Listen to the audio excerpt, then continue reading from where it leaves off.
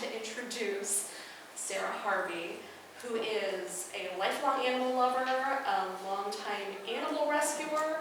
She's become a social media creator. She has a YouTube channel called Chicken Chat. Yes. Chicken Chat. She's now an author. She is a statewide known expert on birds and care of poultry animals. So she knows what she's talking about. She has brought a couple of friends for us to visit with, in addition to sharing all of her wonderful expertise. So without further ado, I'm going to, from one Sara to another, hand it over. Thank you. At several points during this, I'm going to be mentioning different medications and herbal remedies and where you can find them. So there is notepads and pens to write things down if you want. So who am I and how do I know what I'm talking about, right? Because when it comes to chickens, especially when you're online, it seems like everybody thinks they're an expert. So about 10 years ago, I decided I was going to get some chickens. I've always loved animals. And so I wanted to rescue some. And so I went to a random farm. I went to a zoo. I won't mention which zoo, but you can probably figure it out. And I ended up with Marek's disease in my flock. And if you don't know what that is, it's similar to cancer in humans. There is, they say, no cure. I lost half my flock, and people were telling me to burn down my coops and give up. I am no quitter. I decided what I was going to do is to start doing research. I called universities, I called hatcheries, I called the companies that manufacture poultry vaccines. I learned everything I possibly could about the disease. I ended up using some kind of unorthodox methods to try and save my flock, and lo and behold, the deaths stopped. Once people started to realize that, hey, she might be onto something here, I decided, well, I love chickens. They have so much personality. I didn't realize how each one was different, and they're entertaining and adorable. And I thought, okay, I got this disease under control. I'm going to start, when I have room, rescuing other chickens. Well, guess what? I started bringing in other problems too. I brought in mycoplasma. And for some reason, a lot of flocks with Marek's disease end up having mycoplasma, which is a respiratory illness.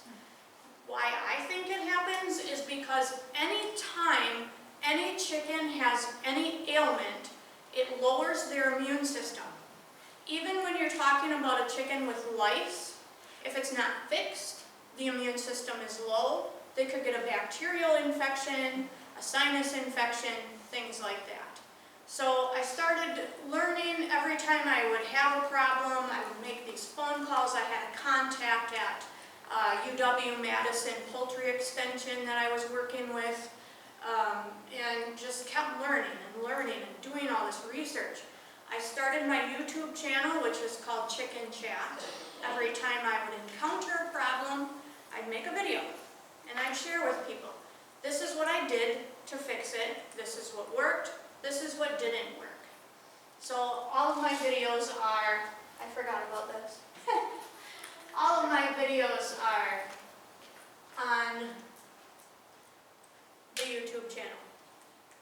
And eventually, Dr. Scott McCabe, who is a traveling farm vet, came across my work, and I've done a couple segments on Channel 12, and he called me and we talked, and he said, I don't see chickens, would you mind if I referred people to you? So that's how a lot of people come across me as well. Sometimes I do house calls, sometimes people bring sick chickens to me to look over, and I do what I can. I am not a vet, however. So a lot of times I won't give you exact dosage information. Maybe I don't know the weight of your chicken. I don't do euthanasia. I just try to help you through the process and try to fix it. How many of you have chickens, just so I know where to go? Okay. You don't? No? Are you thinking about it? You're thinking about it. Don't let me, Been thinking about it for a couple of years, but don't let me scare you. Like, there's a lot of things that can go wrong, but a lot of things are rare. And a lot of what I'm going to talk about is prevention. It's easier to prevent these problems than to fix it when it happens. How many of you have parrots? Nobody. All right. Are you the guy I talked to? Yeah. Is that good or bad? It's good because she's alive. The chicken, not Yeah, me. The chicken. I oh, that's good too. have cockatiels, so, and chickens. Yeah, And as far as the parrots, after I realized how much I enjoyed chickens, a friend of mine said, "Oh, I think you'd love parrots." This was many years ago. And I said, "Well, I don't know what kind. I don't know how to find one." And so she looked, and she lived several hours away. And she found a Quaker parrot. And I'm like, okay, so I'll try that out and see how it goes. And when I picked up the cage, the bird instantly was biting me, and I'm like, oh my gosh, maybe this isn't for me. But I took this bird home and realized that his beak grew really, really fast. And then I looked it up, and that's a sign of fatty liver disease. And so I located the previous owner, started asking questions, and she said she fed frosted Cheerios to the parrot, which led to fatty liver disease. I did confirm it with vet test results. And the thing about Quakers is they either don't like you at all or they love you. I've had 3 over the years, and I've had a couple that just were amazing, just wanted to snuggle, just wanted to be right here all day. But they're considered invasive. I don't have any anymore because mine died of old age. But what happens is, in the wild, they build these huge, elaborate nests the size of a vehicle, and they destroy trees.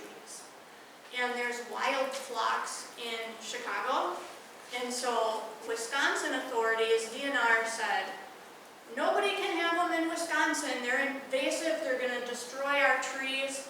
And I'm thinking, no, this bird is amazing. These are wonderful parrots. Please don't ban them. But they did.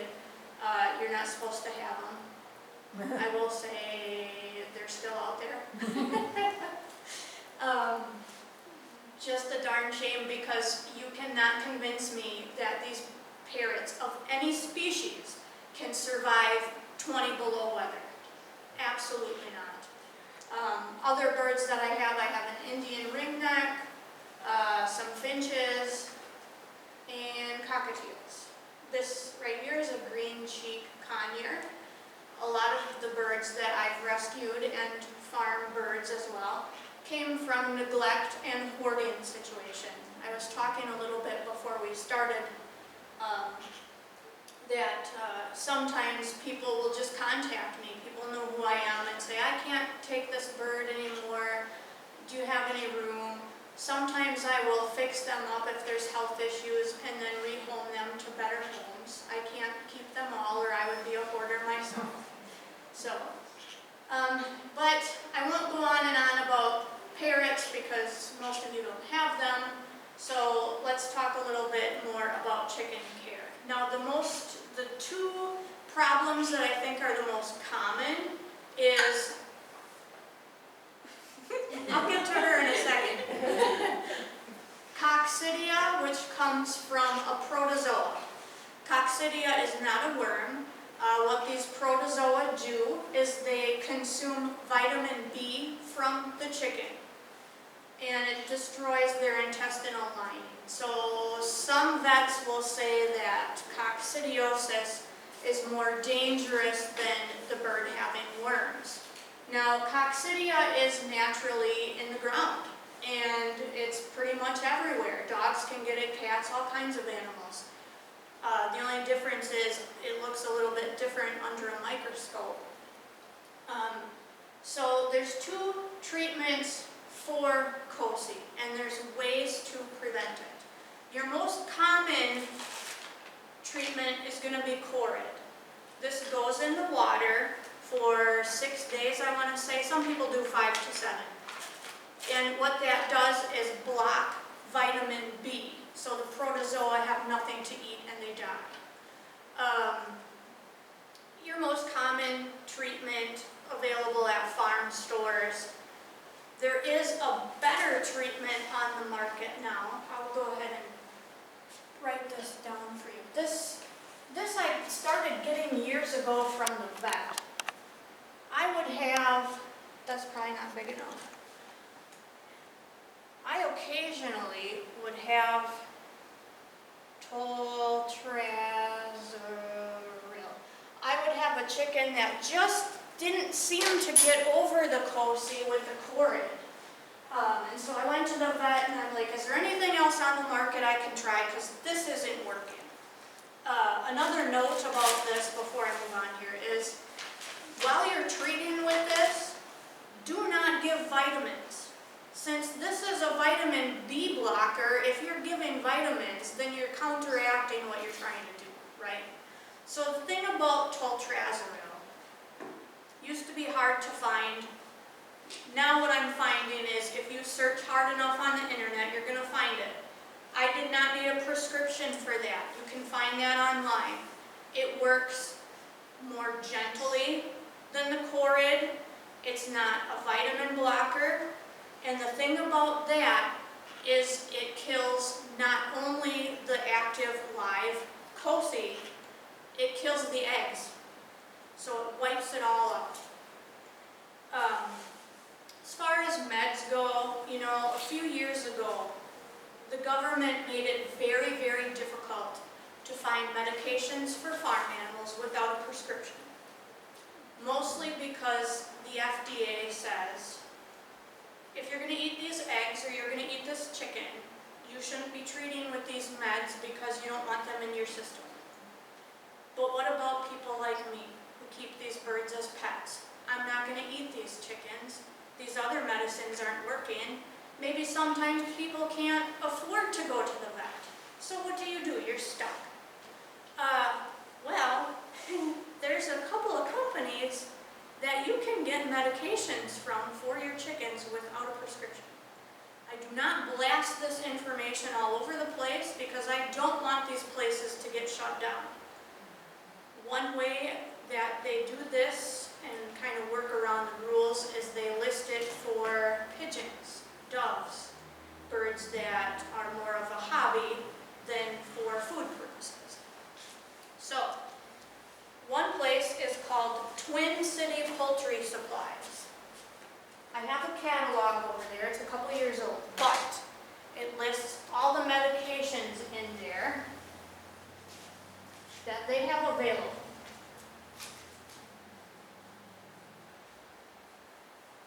Another one is all bird products. All you do is look up these websites. And I like working with Twin City Poultry Supply because when you call there, the owner answers right away. And you tell him the symptoms of your ailing bird, and he'll point you in the right direction of the medication you need. Very, very helpful. I'll talk about some other medications and dewormers here. And, you know, as far as prevention, where am I at here? I kind of get off track. I'll backtrack a little bit. As far as prevention with the COSI and the worms, one thing I started doing was sprinkling garlic and cayenne pepper over the chicken feed. And then I noticed, because I have a microscope, I was trained by my vet friend on how to check stool samples myself. Again, there's a video on my YouTube channel on how to do this. It's not that hard. I started to notice that I didn't have COSI or worms in my flock once I started sprinkling these things on the food. Interestingly enough, in Egyptian times, when humans would worry about getting worms, they would put garlic in their shoes so that garlic would get into their systems and kill the worms. Did it work? I have no idea. But parasites don't like garlic. So again, garlic and cayenne pepper. I do that just 2 times a week. On occasion, the only time that I see now with the COSI or the worms is when I bring a new chicken in. And usually you want to quarantine. You want to quarantine chicks so they get bigger and then you can integrate them in the flock. You want to quarantine new birds so they don't make your existing birds sick. So before I got my microscope, I would automatically just treat them. I got new chickens in and I'm going to treat them with the Corid and with the dewormer before I put them with my flock. As far as dewormers, a lot of people use Safeguard. Sometimes you see this with a pig on the label or you see it with a goat on the label. It's the same product no matter what animal is on the label. This goes in the water. This is the second best for deworming. Now, a lot of people don't know there's a better product called Valbazin. You can now get, I'm sorry, I keep moving all over the place. You can now get this at Blaine's. I'll warn you, it's not cheap, but this is the only dewormer on the market that treats every kind of poultry worm. The other products only treat certain kinds of worms. So if you've got, let's say, gape worm, and you're using Wazine, it's not going to work. You have to either get something like this or figure out what kind of worm the chicken has and what kind of dewormer will work. I just think this is a lot easier. Even though it's expensive, this is going to last a long time. How much is it? I want to say it's $54. Okay. But again, this bottle, it's getting all over my hands, this bottle will last a long time. Now, again, I try not to give people dosing information, but the person who told me about this raised and showed peacocks. And he didn't want, obviously, those birds are hard to handle. You don't want to have to chase down every peacock and try to put this in their throat. So what he did was he was using like, I think 18 milliliters per gallon and just putting it in the water. So I kind of did the math for a chicken flock and I came up with 10 milliliters per gallon for 3 days. I've never had that not work. It has dewormed my birds every single time. And the other thing about this is it works gently and slowly. If you say have like a chicken that's full of roundworms and you use Safeguard, it's going to work really quick. But that chicken is going to be full of dead worms and possibly go into shock. Gross, I know I've never, you know, and some people say, well, I know that my chickens don't have worms because I don't see them in the poop. I know that my chickens don't have coccidiosis because I don't see blood in the poop. I can't tell you how many times I've had people call me with sick birds and they're like, I can't figure it out because the poop looks fine. I put it under the microscope and I'm seeing it anyway. You cannot know for sure unless you get a stool sample checked. Again, if you can't do that, most of you I'm sure don't have a microscope, what I used to do is just use the toltrazuril or the Corid and a good dewormer every spring and fall.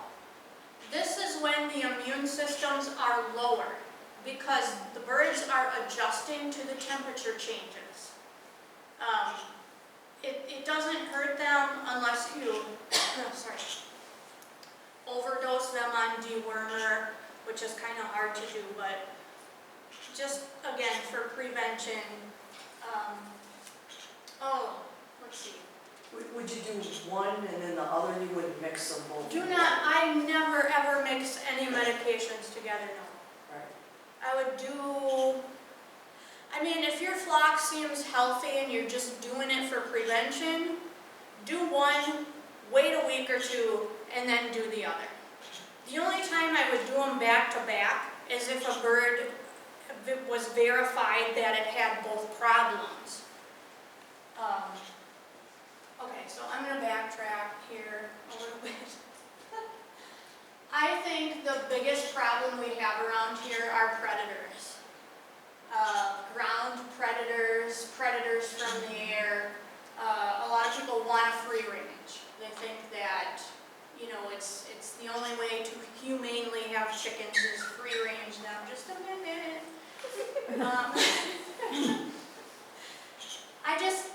I can't. Mine are pets. We built these big, I probably showed them in my videos, these big enclosed pens. As time went on, this is one of my coops here. So as time went on, I kind of started adding more and more predator prevention all the way around this coop, and then the chicken run is attached on the back. There's big rocks all the way around. The fencing for the pen is buried, they say at least 3 feet, so coyotes can't get underneath. And then if you build a coop, don't simply attach your hardware cloth to one side of the wood. Put it in between layers of wood so a predator can't just push through it. The cheapest way to build a coop and a run is to use the poultry netting.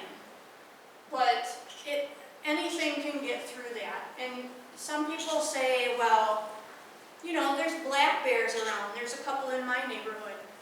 They won't bother chickens, and what lures them in is the smell of the chicken feed, not the actual chickens. So I put my food away and whatever. And they say, well, they're probably not gonna eat your chickens. There's a guy, I'm trying not to use names here in this. He lives up in Land O'Lakes area. And one night, a black bear got through a window, took out every single chicken and ate it. This guy had it on camera. Next night, bear comes back, goes to a different coop, takes all the ducks. And so he told the DNR, because the DNR says, well, if you can prove it, which he could, we will reimburse you for your animals that were lost. They do. They did. They gave him money.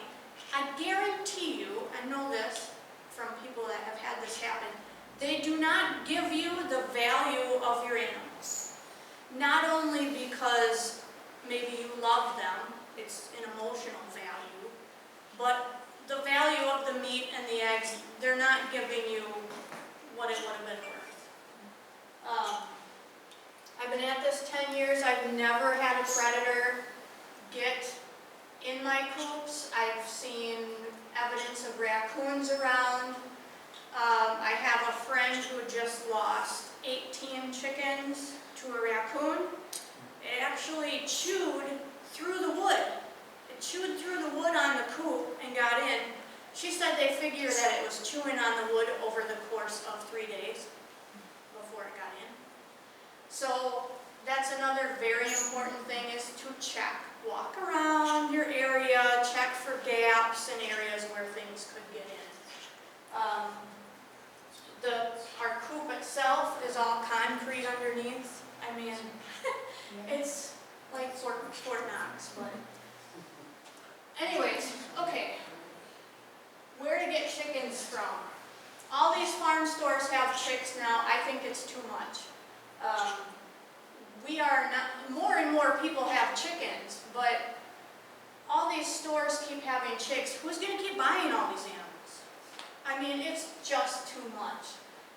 If you get adult chickens, I'm gonna show you how to do what I call a chicken check. Now, this is something that I do once every month or two.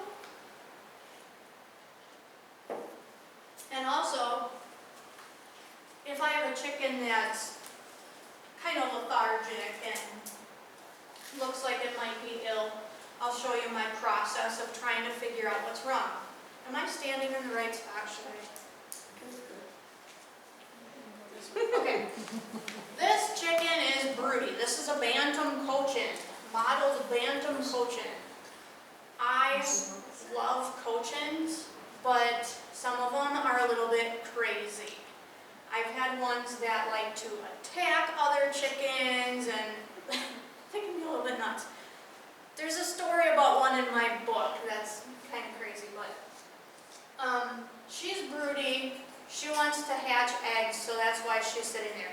I don't usually raise chicks, and so she's laying on 2 fake wooden eggs just for the purpose of this presentation.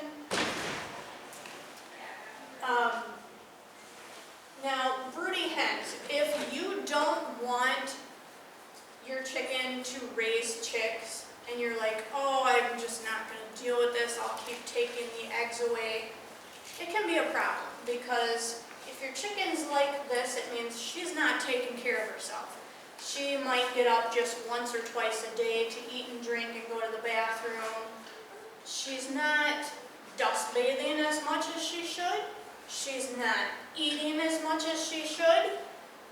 When I first started off with chickens, I had a hen that was half silky, half phoenix. Gorgeous chicken. Go broody, and I thought it was winter time, like the dead of winter. I thought, I'm not going to bring her inside. I'm just going to leave her, make sure that I'll just keep taking her out to make sure she eats. Well, she wasn't dust bathing. She ended up with a horrible case of lice. So, when your chicken gets like this, if you don't want chicks, you have to try to break them of this habit so they take care of themselves. You might actually read online, I have, to put this chicken on ice. Because when they're broody, their body temperature raises to warm the eggs. So people will say, make them chilled to reduce the body temperature. It might snap them out of it. But the problem is, and this is the same issue with giving them iced water in 100-degree weather. Some people say it's fine. I'm saying, like, I've seen it. If the body temperature changes too quickly, they can go into shock. So the best thing to do is remove them maybe into a garage where it's just a little bit cooler. And distractions, like their mind just is on hatching eggs. So if you can distract them with treats, maybe some foods they've never had before, and try to get them to snap out of it that way. Okay, so we're going to do a chicken check and hope that she cooperates.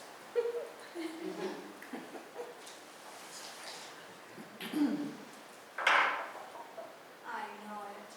It's terrible. I'm sorry, Mitch, feathers all over. Okay. The first thing I do with an alien chicken is I check the crop. Chickens do not have a stomach. They have a crop down here where the food goes before it's digested.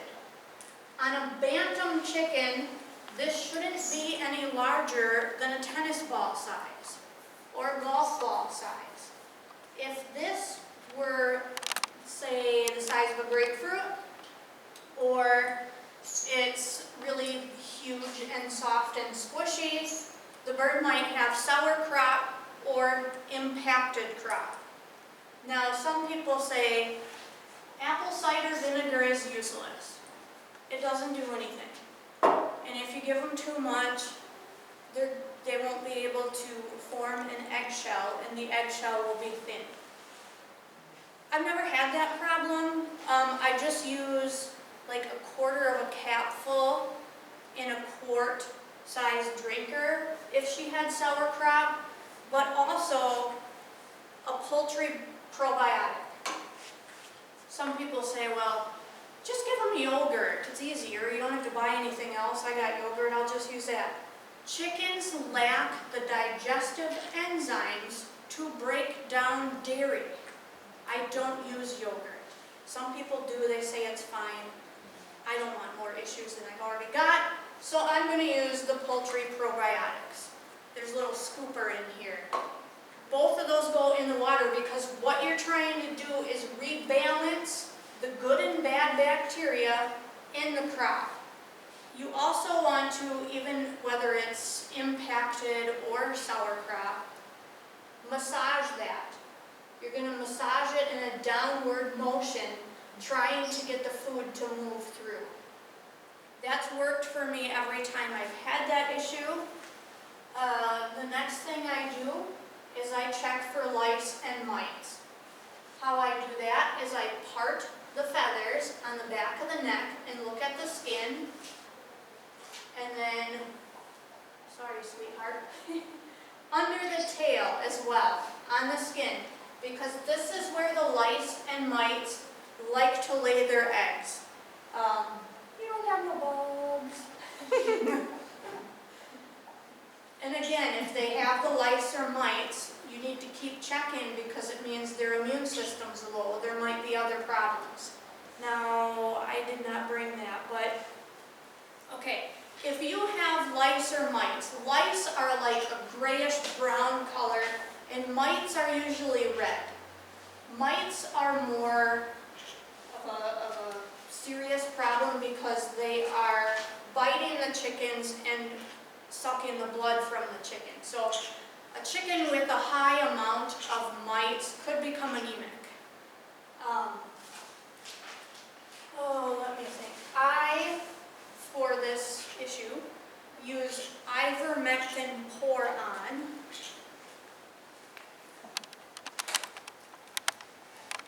Again, not cheap, but.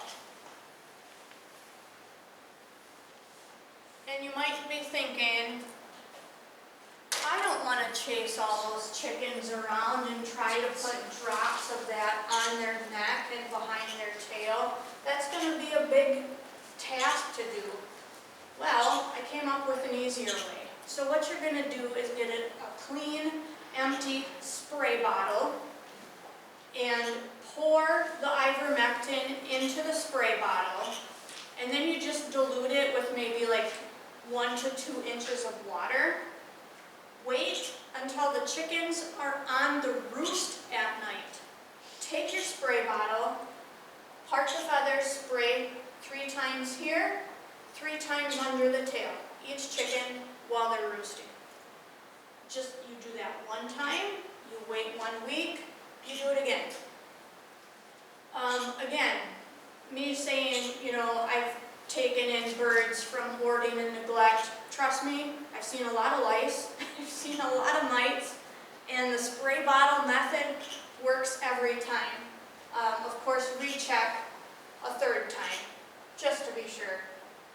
So after I've checked those 2 things, you want to look at, look at your face. You want to look at the nostrils and the eyes to make sure that there's no drainage, there's no bubbles. Okay, so fun fact. When chickens have a respiratory virus, why do they have bubbles in the eyes? A lot of people don't know it's because chickens actually can take in oxygen through the eye. So if the nostrils are plugged, they're trying to take in oxygen through the sinuses, through the eye. So that's, if you see eye bubbles, it's usually a respiratory problem.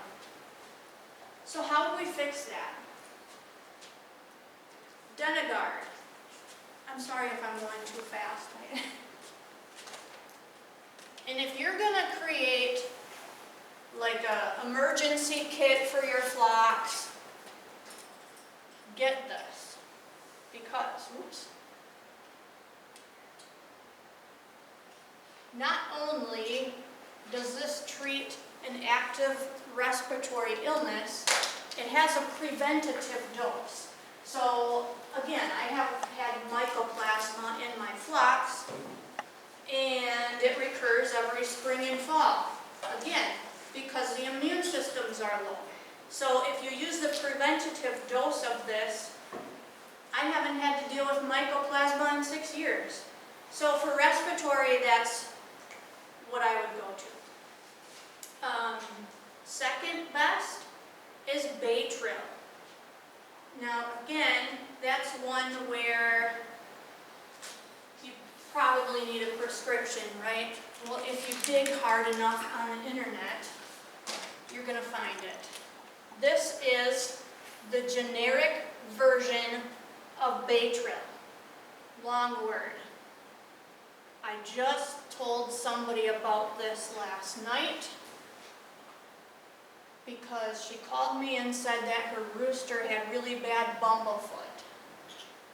And the problem with bumblefoot is if you don't treat it right away, the infection can go up the leg and into the body, and his foot and leg had started to swell up. So I said, you're going to need an antibiotic. She said, I can't afford to go to the vet. I said, order this product. Again, of course, there's a pigeon on it. The Baytril, the good thing about that is it's kind of a broad spectrum antibiotic, so not only would it work for the respiratory problem, but it might work, like I said, for the bumblefoot or some other types of infection. It treats both gram-negative and gram-positive bacteria. I know, it's terrible. Okay, so we've checked the face and the crops. Checking a chicken's weight. A lot of you probably already know this, but this is the same as it would be for a parrot. Birds have this bone, a sharp bone running down the middle, bottom of their body. You want to feel a little bit of muscle on both sides of that bone. If you feel a lot, like it's hanging way down below the bone, the bird might be overweight. A vet friend told me years ago, when I was dealing with Marek's disease, I had brought in a young chicken, and he took a look, and that bone was sticking way out. I mean, there was hardly any muscle there. And he said, well, I'm sorry to tell you, but anytime a bird gets this thin, it's very hard to put weight back on them and save them. I have found that to be true. I found that to be true with my birds in the beginning. I found that to be true with people that I help. When they bring them to me and that bone's sticking way out and there's nothing to the bird, I have to say, I'm sorry, but I don't think you're going to save this bird. We can try some things and make an effort, but once they get too thin, it's incredibly difficult. The next thing that I check, and is a little bit gross, but I do check under the tail to make sure they don't have what I call poopy tail, where it's like really dirty back there.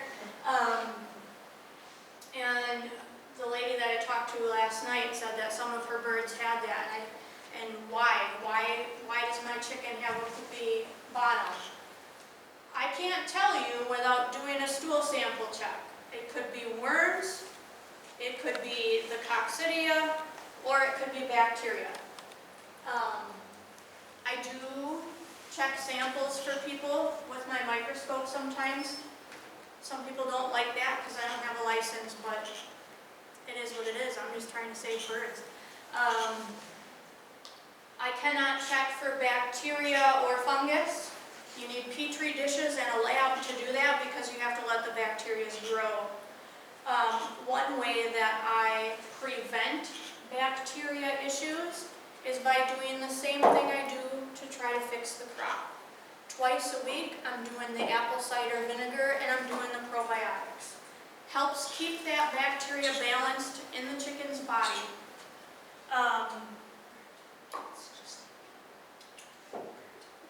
What you don't want to do is you don't want to give the apple cider vinegar when it's really hot out, because this is acidic. It's hard on a bird to give them something acidic in the heat. So I don't use that anytime it's over like 75 degrees outside. Let's see here.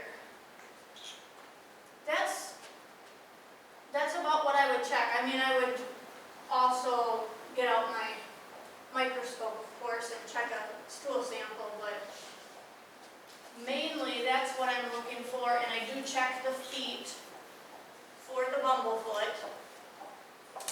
Oh, yeah, go the other way. There are 4 stages of bumblefoot. In the beginning stages, you'll just see a black, roundish scab on the bottom of the foot. As that gets larger and larger, like I said, in the latter stages of bumblefoot, it can and will travel up into the body. To fix bumblefoot, you may be aware of using a drying salve to draw out the infection. What I have found is if you mix this with regular Neosporin, it heals way faster.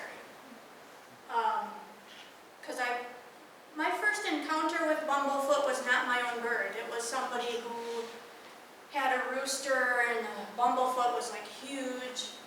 And she just said, I can't fix this, will you give it a shot? And so I did. But then, I want to say about 2 years ago, when I was doing my chicken checks every month or 2, I suddenly discovered I had 8 chickens with bumblefoot. I had to sit there and put the stuff on the bottom of the foot, wrap the feet on 8 chickens. And so I thought, how did this happen? So I'm looking at like ramps and roosting bars, looking for sharp spots that would puncture their feet. I couldn't find anything. And then I realized that when I was handling the wood chips, cleaning out the coops, I was getting splinters. I've had people, when I tell that story, they're like, that's not possible. A chicken's foot is tougher than your hand. Well, I'm sorry, I never had bumblefoot in my 8 years of having chickens, and I've never had bumblefoot since. It was a bad batch of wood chips from Tractor Supply that had sharp pieces in it, puncturing my chicken's feet. You know? But sometimes people like to argue with me, and I'm like, I know what happened.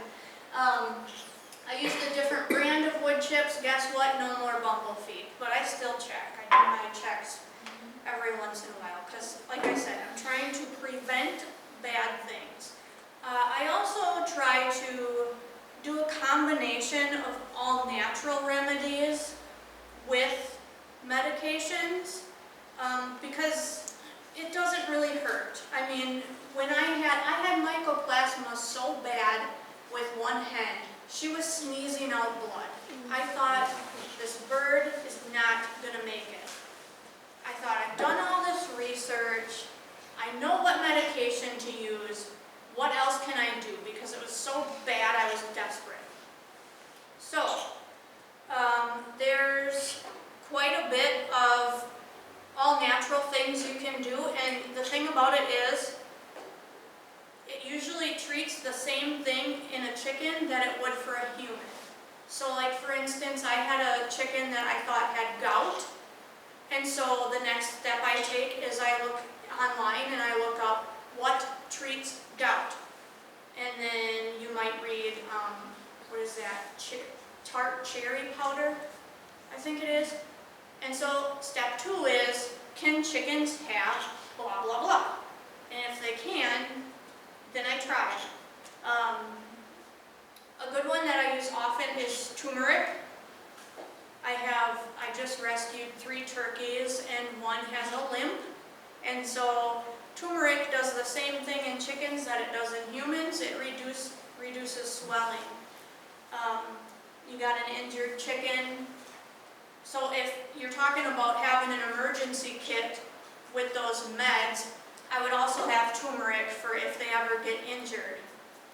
Speaking of injuries, my first injured chicken, I was looking online with, what can I do? And some people say, well, give the bird a baby aspirin. But the problem blood. So if you have an injured bird, I really am cautious about giving them aspirin, because if they're internally bleeding and you give them aspirin, it's going to get worse. So I really don't recommend the aspirin for chickens. Activated charcoal. This is something that I would have actually for any animal, a parrot, a chicken, a dog. Anything can have activated charcoal. So what does it do? It removes toxins from the body. Used it when my dog got in the trash. Used it on Bert when she ate something she shouldn't have. Now, I'm not saying if your animal eats something toxic, don't go to the vet. That's not what I mean. I'm saying you got to do something right away before you can get to the vet. Give them a little bit of activated charcoal. These are capsules that have a powder in it. I just open the capsule and put a little bit in their water, and they just drink it. Okay, so let's see what else we got here. Oh, vitamin deficiencies. What time is it? I keep going. We're at about 1:50? Where was I at? Vitamin deficiencies. Some people think it can only happen in chicks. I have seen older birds with vitamin deficiencies. What it might look like is the bird can't hold their head up, they're walking funny, and usually it's a vitamin B deficiency. And people will say, well, get the vitamin B, but then you got to get the selenium, you got to get this so they can absorb the vitamin B. I'm like, no, don't do that. Don't take the extra step. I have this in my stock all the time, and if you're going to make an emergency kit, buy this. This is Rooster Booster Poultry Cell. This is a broad spectrum vitamin. Might not seem like you need it, but if they need a boost, if they're ailing, this has got every vitamin in it. So if you have one with a deficiency, you don't need the two things. It's all right in here. In fact, I use a few drops of this per quart in my chicks' water automatically twice a week. I've never had a vitamin deficiency. I just think it's easier to have them get the vitamins and grow stronger, and then hopefully not have those issues. In my book, I talk about how I got through Marek's disease, and I don't want to give too much of it away, but I came across a person who had like a concoction of vitamins and minerals and swore by it and said, start doing this. And so I'll just leave these here, and when we're done you can get up and see what all these are, so I don't have to list them all off. But I use these right here also when I was going through the respiratory problems in my flock, and that helped them get over that too. These are all vitamins that you'd use if you were sick, like echinacea and elderberry, to boost the immune system. Let's see here.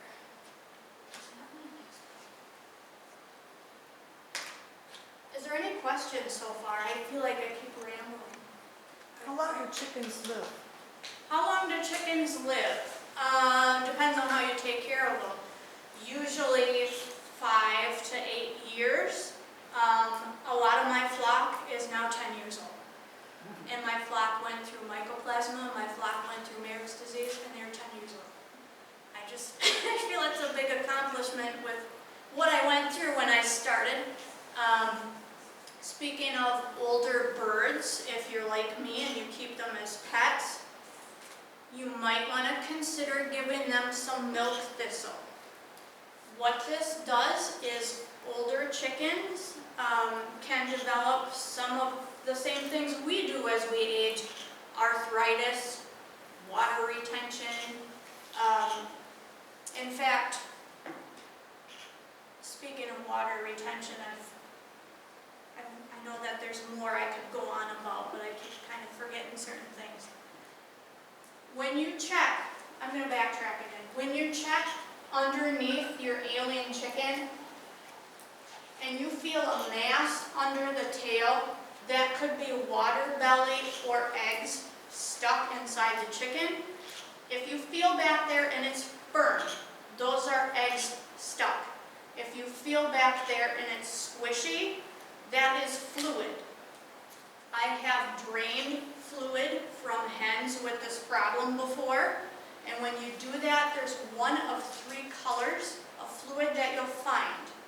One is just clear, and that's just water. Now, I had a hen, tiny bantam Dominique.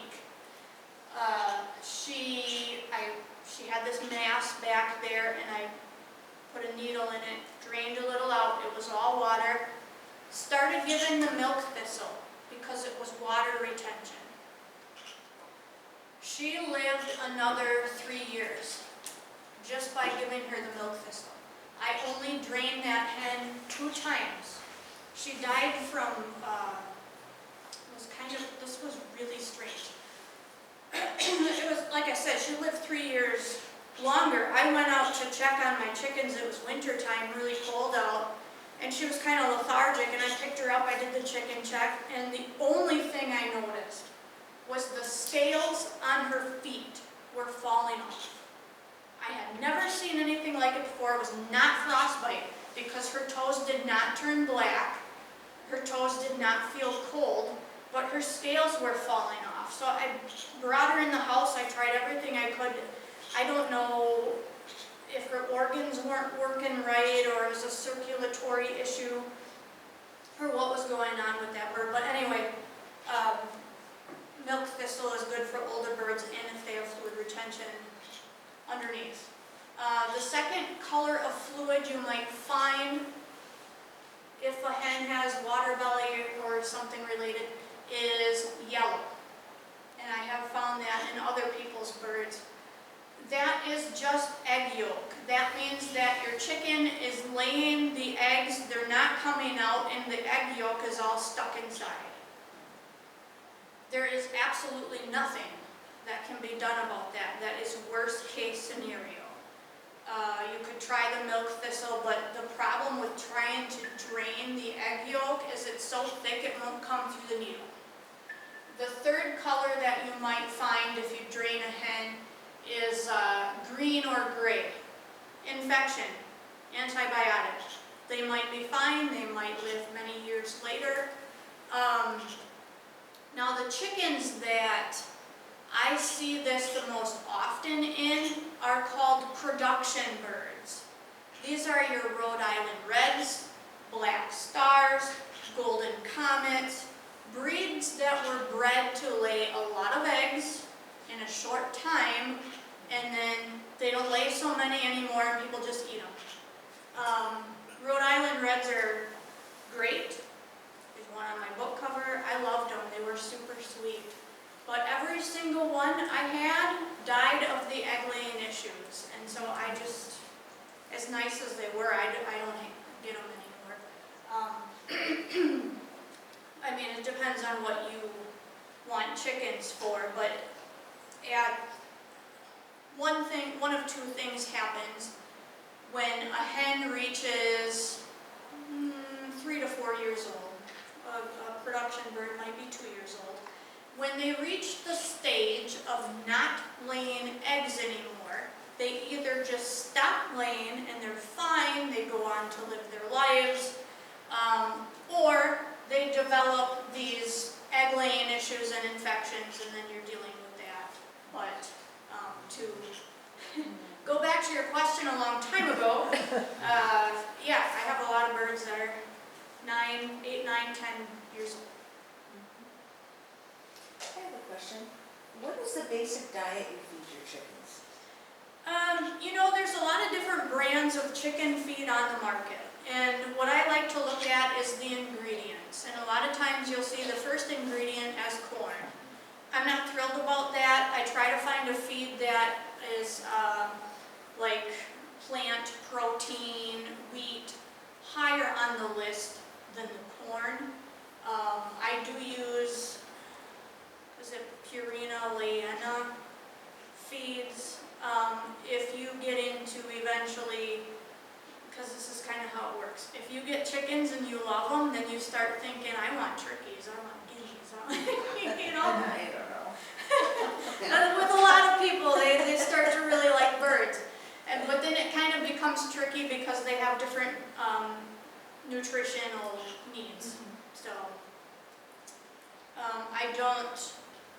some people just go and get the cheapest kind of food they can. I don't like to do that. I personally, if I really want to be blunt about it, one of the cheaper ones is Dumor, D-U-M-O-R. A lot of people use that because it's inexpensive. And what I and other people started to notice was the chicken's drop-ins smelled like 10 times worse when eating Dumor. It's just, I don't like it. Well, do you supplement like with vegetable scraps or Oh, yes, insects? I was going to mention that. I had a chicken breeder, actually one of the people that I turned to when I was dealing with Merrick's disease, tell me that she swore if you gave your chickens greens, arugula, broccoli, whatever, that they'd live longer and be healthier. Well, again, because I don't free range, they're not out there eating leaves and grass and plants.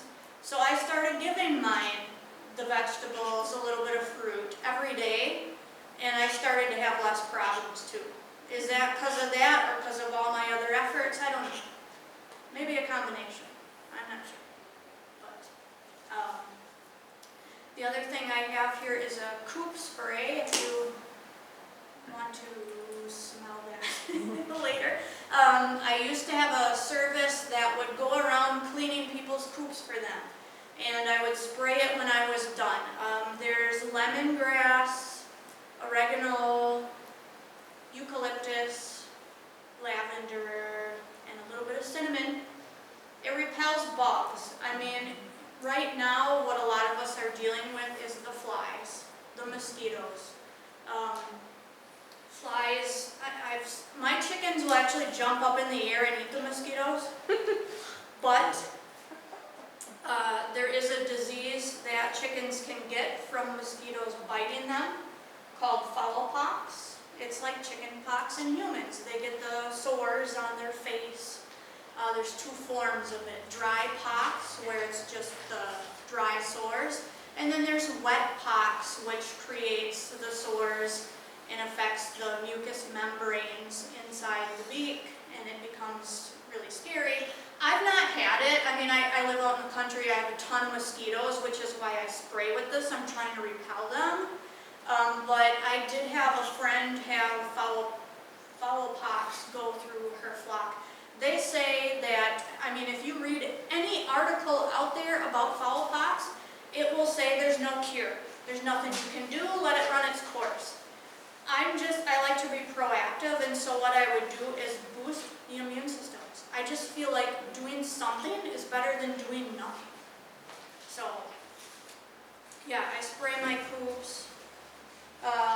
Actually, one problem I had recently, within the last month, was the amount of slugs in my coops. For a while there, we had so much rain, and usually chickens and other animals won't eat slugs because apparently they taste terrible and they're just gross. But I had just put 4 3-month-old chickens out there, and when chickens are younger, they kind of try stuff out, and I noticed they're eating the slugs. And so I started to wonder, do slugs carry parasites? Do I need to worry about my chickens eating these slugs? Then I came across a study where scientists took 6 slugs and put them under a microscope, did all these tests. They found in 6 slugs there was millions of parasites. You know, a lot of chickens eat worms, earthworms, and it might seem like no big deal. Capillary worms and gate worms in chickens come from earthworms. So, I mean, the parasites are everywhere. They're everywhere. And it's just easier to prevent it than sit and worry about are they gonna get worms? You know, that's just how I feel about it. Oh, I think the only thing I didn't mention here was, do you want her in the cage? Or, No, I give her back her eggs. oh. Liquid calcium. If a chicken doesn't have enough calcium, they can't form the eggshells, the eggs might get stuck inside the chicken. So a lot of people give oyster shell, that's a pretty easy thing to do, get a bag of oyster shell, put some out for the chickens. I've had a couple of silky hens that will not eat the oyster shell, even if they need it. So you can get this at Tractor Supply if they need a calcium boost. It's just liquid calcium. Goes in the water. I never force medications down a chicken's throat, ever. Because if it goes down the wrong way, it's going to end up in their lungs, and then you're dealing with a respiratory illness. So I just try to find easy ways that I can give this to them. I mean, sometimes I'll put medicine on a little piece of bread, and you try to feed it to them. Maybe they won't eat it because it tastes funny. So the easiest way to give a chicken medication when you don't have to give them all medication is to actually just pull down gently on the wattles, and their beak will open, and then put the bread inside. Put the medicine on the bread, open up the mouth, put it inside. Easy. Yeah, I don't know, I could talk about parrots, but I just don't want to bore you guys because you don't have parrots. So, and I'm actually working on my second book, which is going to have all the medical stuff in it, and diseases and things like that. I'm hoping to get it done by fall. Yes? I have 4 questions. Sure. First one, don't collect eggs after using any of that stuff? Okay, so you're talking about withdrawal times. How long should I go with not eating eggs after I've given my chicken medicine? People, it's kind of like personal preference, honestly. If you went on a government page, the FDA will tell you. They'll tell you 1 week, 2 weeks. They'll even tell you wait a lifetime. Don't eat that chicken's eggs anymore. For myself, the longest I wait is 1 week because I feel like the tiny bit that might leak into the egg is probably not going to hurt me. For example, ivermectin, humans take it. It's the same thing. So I don't worry too much about that. Okay, and then the recipe for the poop spray, is that in your book? No, I should put it in my next book. Okay, so if you want to write it down, this is not the bottle I use a spray bottle, but it's essential oils, lemongrass, eucalyptus, lavender, a little bit of cinnamon, and tea tree oil. Tea tree oil is, in fact, a little different than eucalyptus. Similar, but a little different. And then I just fill like half of it to 3/4 with water so that it sprays out. And it's not too thick. I do it once a day. I mean, when the bugs are real bad, I might do it twice a day. But And then my rooster has scarred up my girls, like 3 of them. He tends to ride more than the others. What's a good thing to put on their back to help protect them? there is a product called No Pack. It's like a thick, greasy substance that you put on a chicken. It smells absolutely atrocious. It's really, really strong and it really, really stinks. I tried it one time and I'm not exaggerating. I took the top off and I smelled it and I started gagging, coughing, and I felt like my throat was closing. I don't know if I have an allergy to something in it, I can't use it. But what I would recommend, are you talking about their backs are getting Yeah. bald? There's a lady in 3 Lakes, a friend of mine, who makes chicken saddles, chicken aprons. And that might seem like, well, I don't want to put an apron on a chicken. But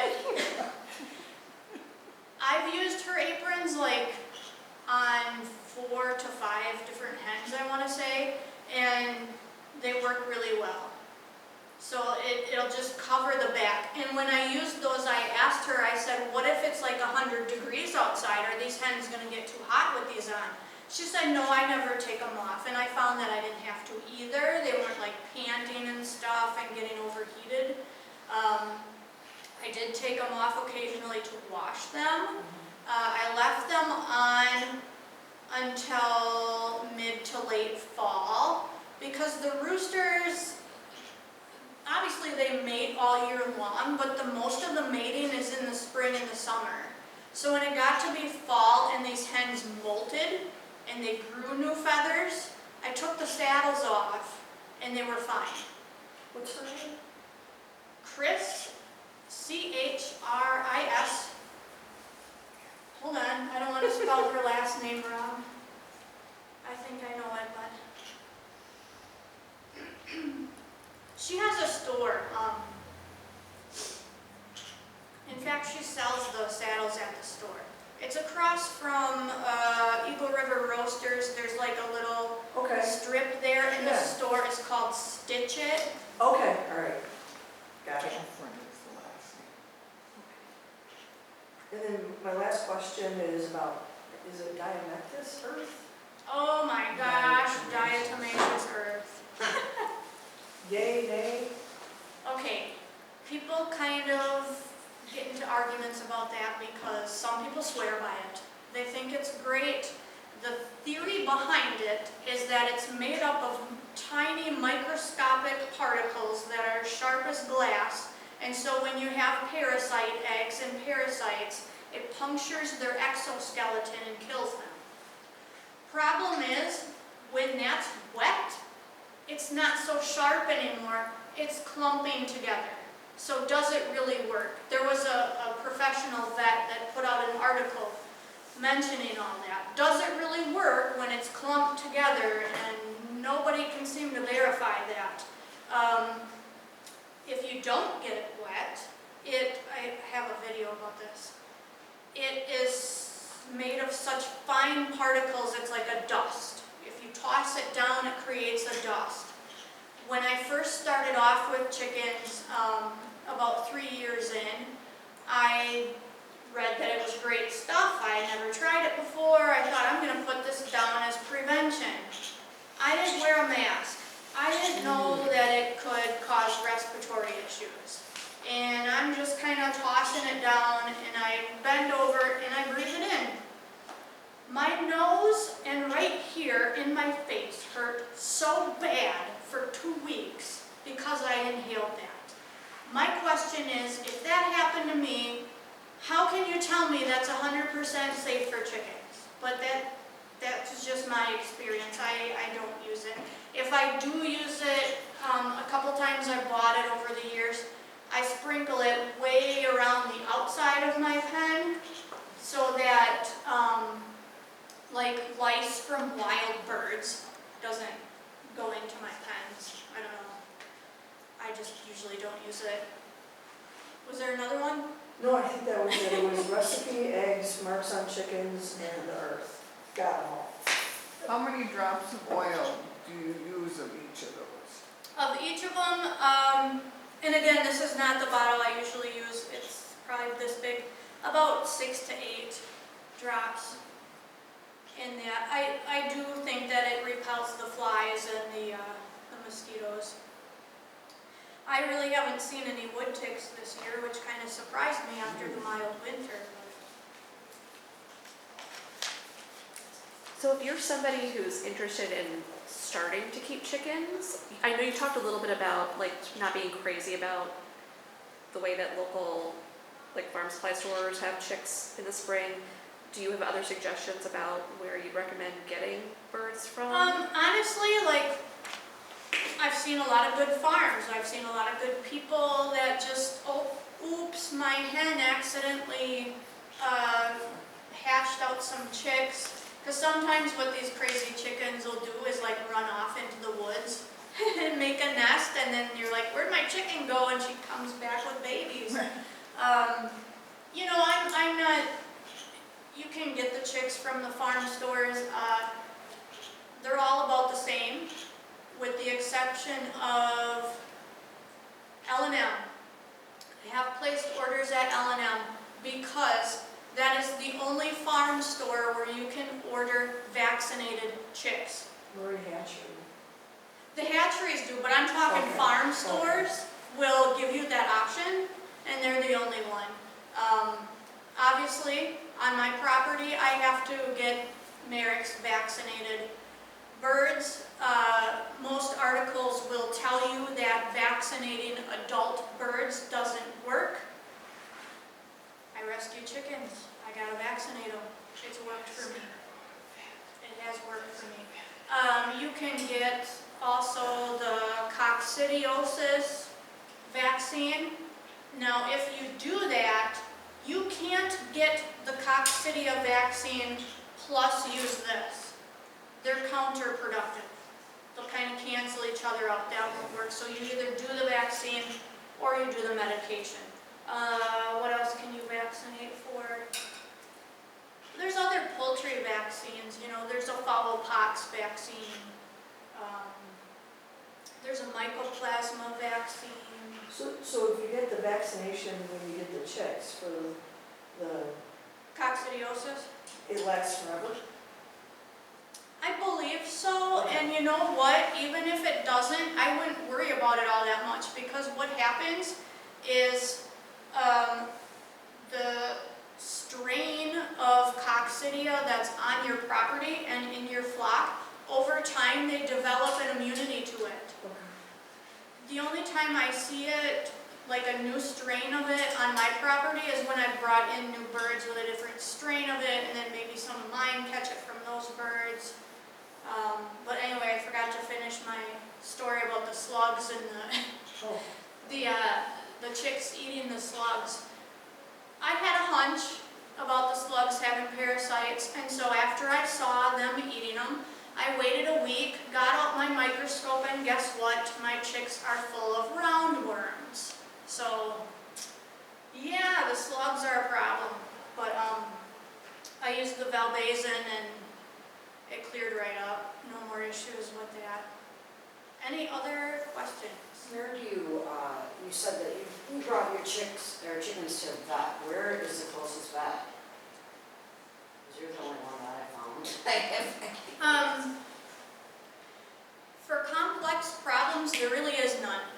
There used to be a place, there still is a place, in the Minocqua area called All Creatures.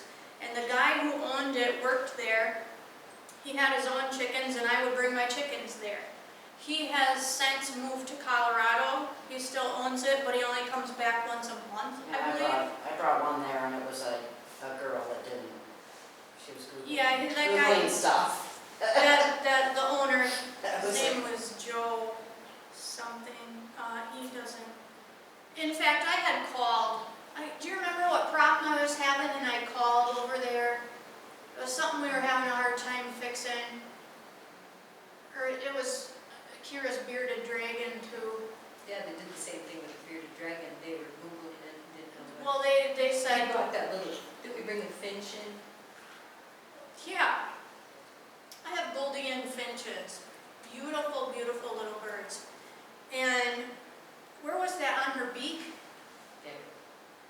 Between like her beak and her eye, she had like a tumor looking thing. And I took this tiny bird into All Creatures, and I'm like, I don't know what to do with this. Do you think you should lance it and figure out if it's bacteria inside or cancer? She said, no, we don't want to do that.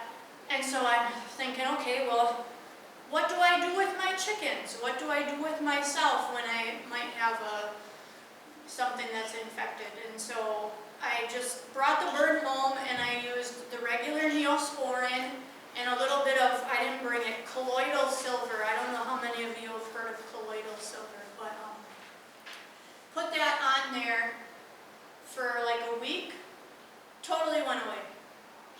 totally went away. I mean, like I said, I'm not trying to talk bad about vets. Vets are great, but sometimes if you do enough research, you can fix the problem. And that leads to my next question. Are you still doing any house calls or any type of? I do. Because I have a do. stool sample in the car. I've got another sick rat and Have I helped you before? yeah. You look familiar, but I don't remember the. Yeah, I'm Carrie. Carrie Kofler. You've been to. The turkey! Yeah. I should have said I'm Raspberry's mother. Yeah. Yeah, I mean, I could probably talk for another hour, but I don't want to take up too much of your time. So, what did you, the vets, yeah. The vets are great, but, They really don't want to see chickens. Yeah, well, yeah, there's none around that you can bring them to. Dr. Maria, do you remember she has chickens and may or may not be able to assist? Who, Dr. what? Dr. Mary at Eagle River? Oh, Dr. Marion. Yeah, she has chickens there, but I'm saying that I know she has her own chickens. Oh, yeah. But Dr. French does too, but she won't. I don't know if Yeah. she'll seed chickens. I did have to have a chicken put down and she did use the eyes. Oh, she did euthanize them. yeah, they'll do that. Yeah. I have to do that too, because I can't. Yeah. They're my this- pets, I I think this can't. one's gonna go too, and they suffer. The reds just suffer for so long, and most of it is reproductive. Is that another red that you got now? It's like one, they must be getting to that age. Yeah. So it's like one every month. Yeah. And it's the same, now she's got really yellow poop, and it's bad. She's not well, she's all skinny through the front area again. Yeah, that's, those production birds, I hate to say there's probably not much. She's seen Ellie before. You saw Ellie, the one with the sauerkraut, the crop. Did she She's make got it? she's living in my mom's house. She's got that pendulous crop, Yeah, and I brought her up to Monaco, and she said, well, there's nothing you can do. She won't wear a bra. she won't wear it. No. Okay, She walks around in a circle, and I mean, it isn't just like for 5 minutes. It's, yeah. I'm gonna keep walking in a circle. She's really spoiled and she's the sweetest little bird. Aren't they great? I mean, They're just like dogs or cats. Yeah, They're They're just, smarter than people yeah, think. she understands. When I take her breakfast out, she just comes right up. Isn't that something how your daughter gives their mother's chickens? The other ones were pecking at her, and she would live in my house because we had one that she babysat her during the day when I went to work, and then I took her home at night. But I had a weasel come in the house. in the house? In the house, somehow it got in, and I can't have a chicken there.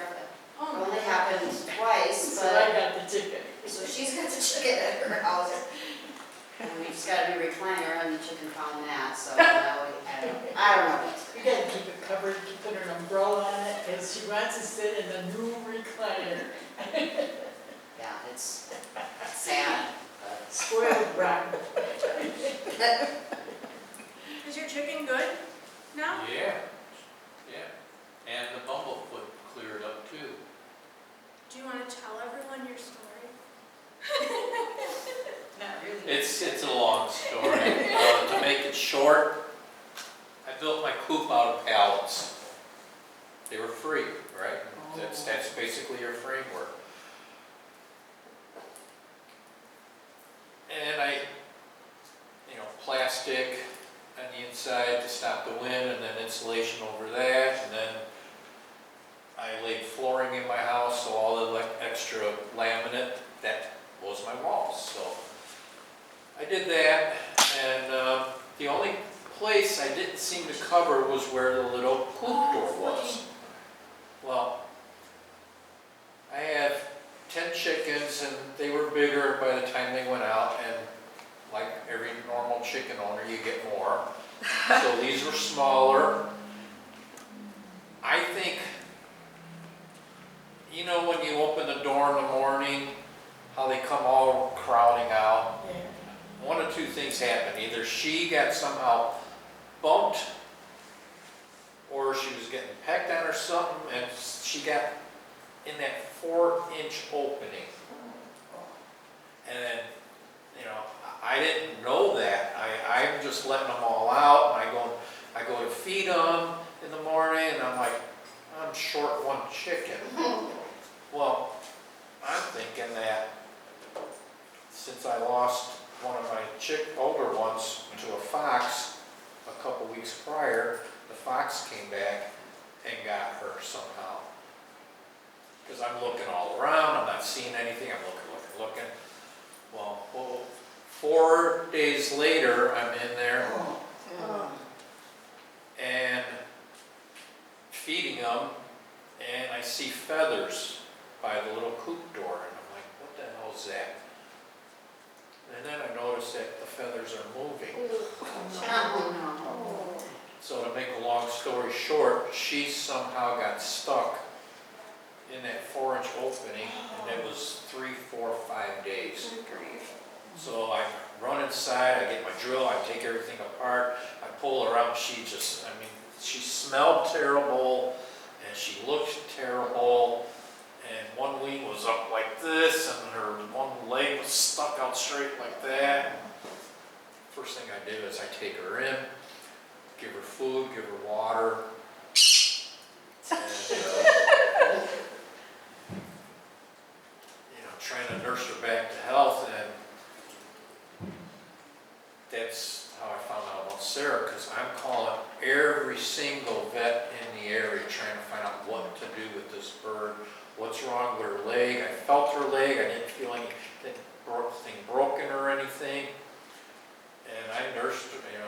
Sara gave me a lot of good, helpful information. I'm thankful for that, because I had her in the house for a week, and every day I'm exercising her leg, trying to get it back, and her wing kind of went back on its own, but it's just the ligaments, her tendons got all stretched out, and after about a week I was able to reintroduce her to the flock, and everything's good now. Then I got bumblefoot on another one, but that's cleared up. It's been about a week, so she's still got the bandage on. Change it every day, but I know swelling's going down a lot, so I'll probably take it off tomorrow and stuff. But yeah, most people didn't think that she was going to make it, so we named her Lucky.